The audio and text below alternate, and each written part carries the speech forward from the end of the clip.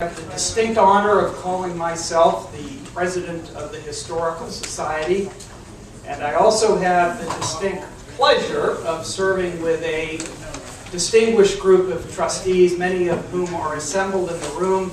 And I'm going to ask our current trustees if you could please stand and be recognized.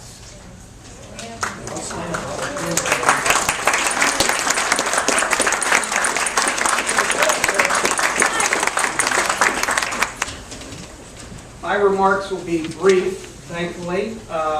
We have one procedural order of business, which is to approve the minutes from last year's annual meeting. They have been distributed on the chairs, and we're not expecting any comments on these. If I could have a motion to approve the minutes. So moved. Second? Second.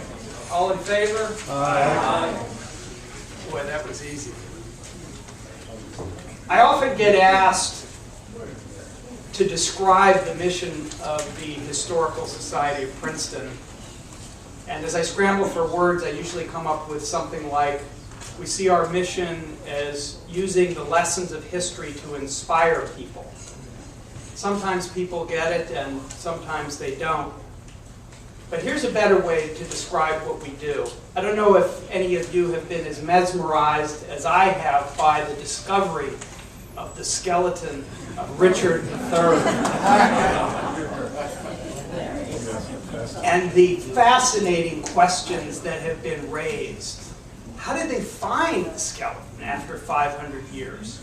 How did they date the DNA? How do they trace the DNA to match him to this lineage? Why did he die at the Battle of Bosworth Field?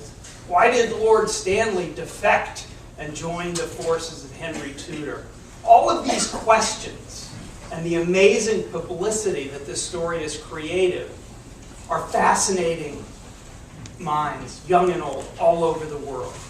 And so in the process, the archaeologists and the scientists and the historians and the writers of the future are being created out of this amazing spectacle. So now back to the mission of the Historical Society of Princeton. We see ourselves in a Princeton way as uncovering the skeletons of Richard III in a small way every day here in Princeton. And to tell you how we do that, our amazing executive director, Aaron Dover.